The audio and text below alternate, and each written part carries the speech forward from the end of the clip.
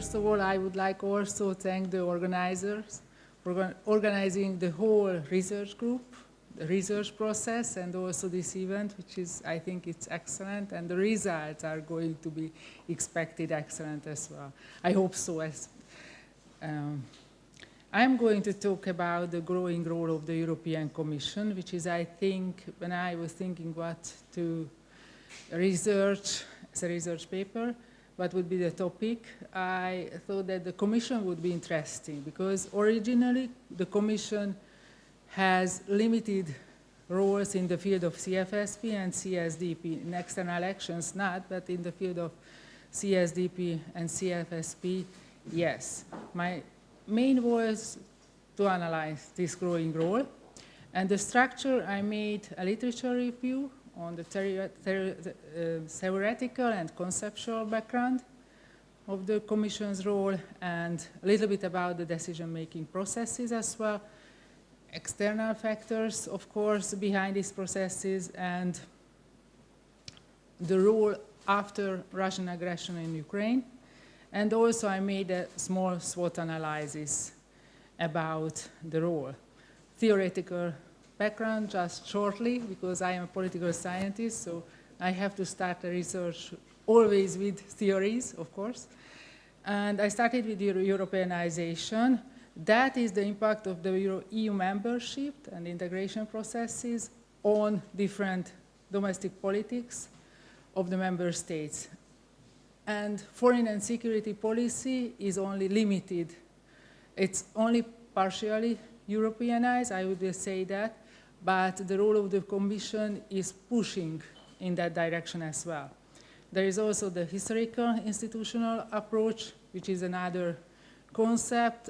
It says that historical events, institutional structures influences the development and the behavior of institutions, and of course the behavior of the Commission as well.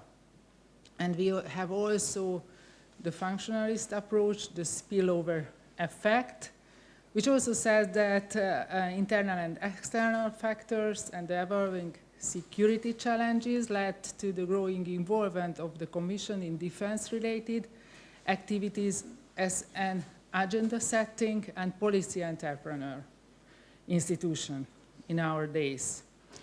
Just a few words about the institutions. We have the Commission, of course. It represents the European Union. That is the most European institution of the European Union.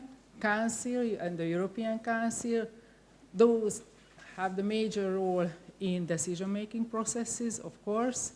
And the European Parliament, it is a very important institution for also having a new European Commission, but in the field, and it represents the citizens.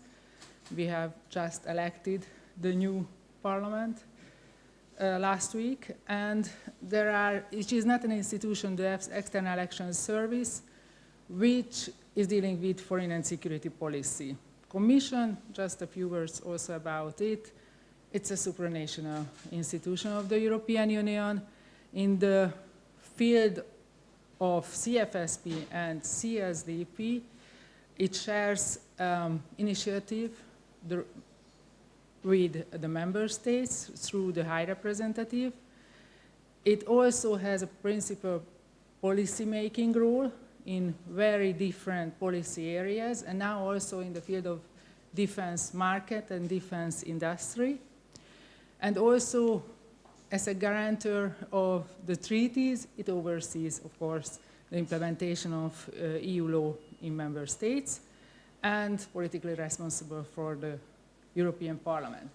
And I was just thinking to talk about the process, how the new president of the European Commission will be elected, because it's a very sui generis. We always say that the European Union is a sui generis institution, and this process is also very sui generis, because the Commission has 5 years mandate, and we have the so-called Spitzenkandidat system, which sometimes fails, sometimes it works. With the Juncker's Commission, it worked. After it failed a little bit with the next Commission, But the European Council nominates the president by qualified majority. That can happen in a few weeks' time. And who has to be accepted by the European Parliament, majority. That's why it is important to choose someone who can be accepted also by the European Parliament. And after the president chooses the new commissioners, of course, there are the member states to recommend new commissioners. And after that, there are the interviews in the European Parliament, collective approval, and it goes back to the European Council, where there is a decision by qualified majority again. So this is a very typical sui generis, and where supranational method and intergovernmentalism is working together. Factors, we always go back to the behind all this process, of course, the Yugoslavian wars during the 90s, and after the Russian aggression in Ukraine, which changed a lot of things again, changing US presidency, policy, US foreign policy, and mainly during the Trump presidency.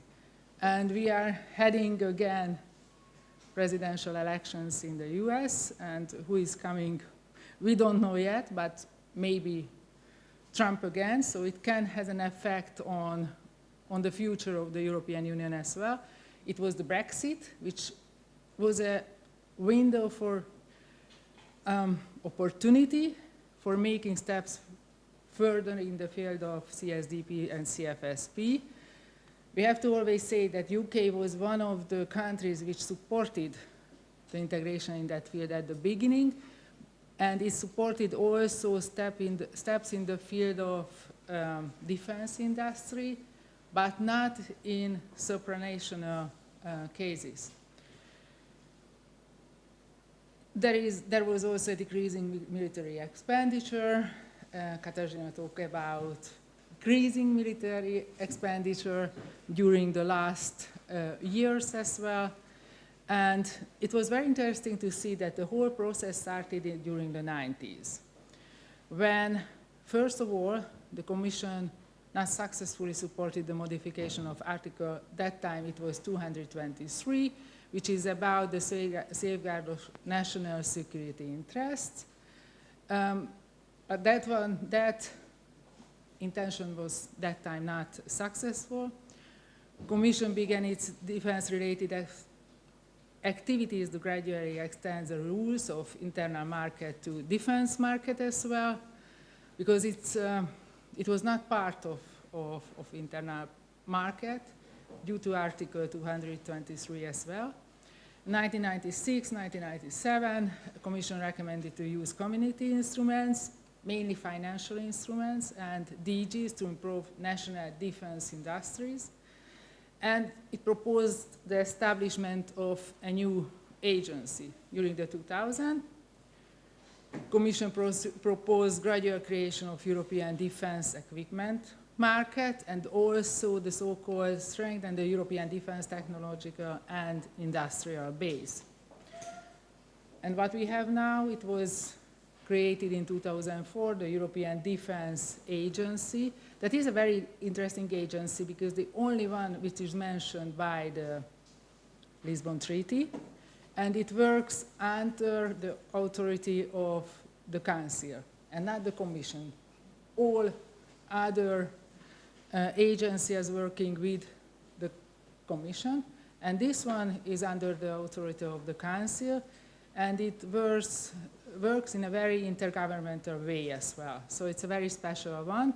2007, the new strategy was created, European Defense Technological and Industrial Base, and the main objective was the gradual integration of national level capability development, defense market to improve supply security. And there was also another proposal, legal proposal, about 2 directives in 2009 in order to, what is happening? But it's not working now. Yes, thank you. So it was in 2009, 2 new directives were introduced, but also those had limited success. I can start with not the von der Leyen, but the Barroso Commission. That was between 2004 and 2014. There were some significant steps, like the new directives, but it was still, the whole issue, political issue of defense was very sensitive. Further integration was not supported by many member states, but that was important during that time. And until 2010, member states fulfilled those objectives only to a limited extent, I would say that. But José Manuel Barroso, he was the Portuguese president of the Commission at that time, said that we will not have the weight we need in the world without common defense policy. So he also talked about it, but the time was not ready for all these developments. And then we had the Juncker Commission between 14 and 19. It started, for example, with the very famous interview of the president of the European Commission saying that we need a European army in 2015. Russian annexation of Crimea, 14, was watershed for Europe and Brexit and the global strategy. And the implementation started in the field of capacity development on mainly 4 pillars: PESCO, Coordinated Annual Review on Defense, and the Defense Fund. And there are many new regulations on common procurement as well. So that is also important because in that way, the European Commission became a policy interpreter in that field as well. And it was also very interesting in 2018, the European Commission proposed to introduce qualified majority voting in the field of CFSP. That would be possible with the amendment of the treaties, which is very difficult because it requires unanimity, or with the so-called usage of the passerelle clause. But that is also requires unanimity by the European Council. And there is another thing which is important because there are exceptions to use that passerelle clause, and the exceptions are regarding military and defense. And that is why the Commission said that, and it proposed 3 options.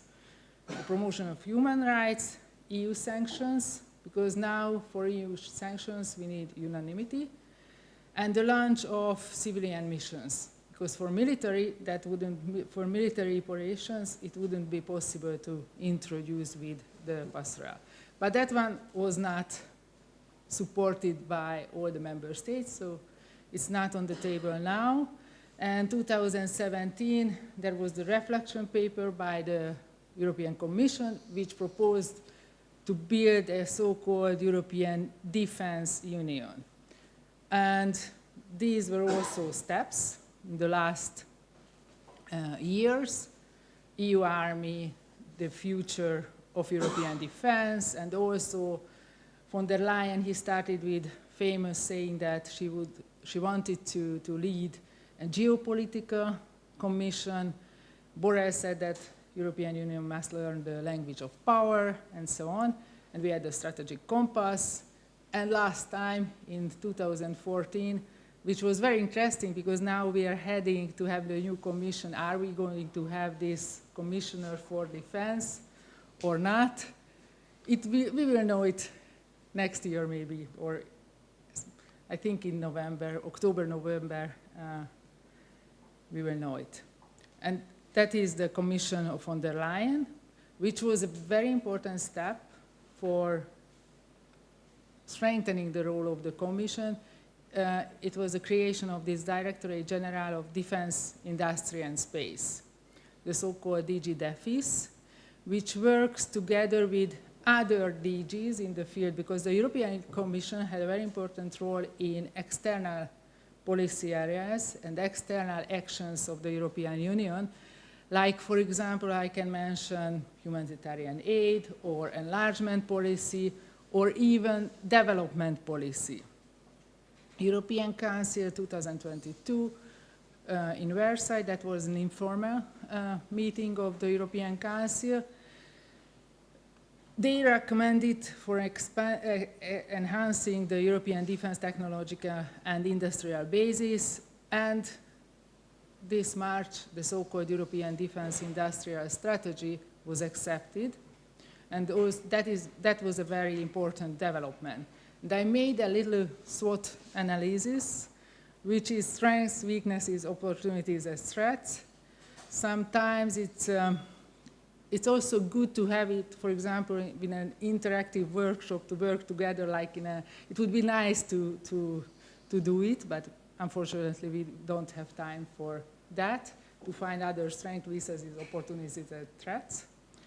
And strengths, I said that creation of EDF, the European Defense Fund. There is EU budget money for defense industry. The amount is still not too much. It's 8 billion euros for 7 years, but it's still something. It's a very important incentive for further developments. It's really strengthened the role of the Commission, because the European Commission has had several decades of experience in the field of planning, implementing, and controlling EU financial programs. EDF is using Horizon platform, for example, and that was a game changer for defense and supported the introduction of partial supranational governance in the area of European defense market.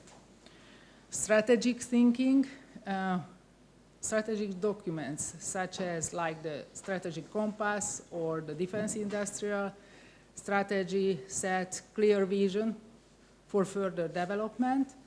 That also can be considered as a strength. Available financial support from EU budget, that was the first time especially, and also by the creation of this new DG for DG DEFIS, that also significantly strengthened the role of the Commission. Something is happening.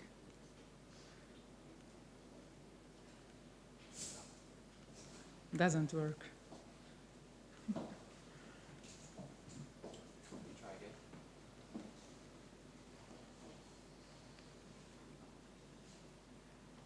Yes, thank you. I don't know what have you done. Weaknesses. There are differences in the member states' threat perceptions and strategic cultures as well. Diverging relationship with US and NATO, of course, that can be also a weakness and can weaken and obstacle the deepening of integration in the field of defense, the lack of collaborative defense investment, and substantial financial support from EU budget, because 8 billion it's something, but surely not enough. Institutional background on the European level as well. The European Commission must compete with other actors, for example, the External Action Service, which is an independent body, and also with the EDA, European Defense Agency. Opportunities for the future, interdependence between different policy fields can create, and also the worsening security environment in the proximity of the European Union. On one hand, it can be a threat or an opportunity for further integration, unfortunately. And opinion of the citizens, because more than 70% of the citizens are supporting still further integration in the field of common security and defense policy of the member states. And another opportunity which was very important, I think, in 2024 in April, the ECOFIN recommended to use the money and financial support of European Investment Bank Group for defense industry, which would be a very new thing in the near future, because they are spending money maybe, and they support financially dual use equipments, but mainly the civilian part, and not, which has more civilian aspects and less military. And now it is going to change and to provide financial support also for those industry which is using more military. So it would be a game changer again. Threats. European Commission is not fully supported by member states. It can happen in the future. And also diverging strategic industrial interests of member states and industrial players seek to prevent deeper integration, could seek to prevent deeper integration of the European defense market, and also increasing support of Eurosceptic political parties on European or national level can lead to that direction, and hybrid threats and external interference can be also a threat against the rule, these developments. Conclusions. The European Commission has gone through several changes accelerated by external and internal factors, institutional reforms previously, like the creation of the position of a high representative of the External Action Service and several crisis situations, has also pushed for these developments, pushed for strengthening the role of the Commission as well. And as I said it before, originally, the role of the Commission was more limited in the areas the CFSP and CSDP. The institutional structure was significantly changed by the Russian aggression in Ukraine, and now there are more, after the full-scale war in Ukraine, shortages and the problems deriving from understanding, fragmentation, and the underfunding of European defense industry became again crystal clear. And I would say that the role will be strengthened in the future as well, and probably we will see a new commissioner responsible for defense industry, maybe not for defense, but for defense industry, I would say yes. And thank you for your attention.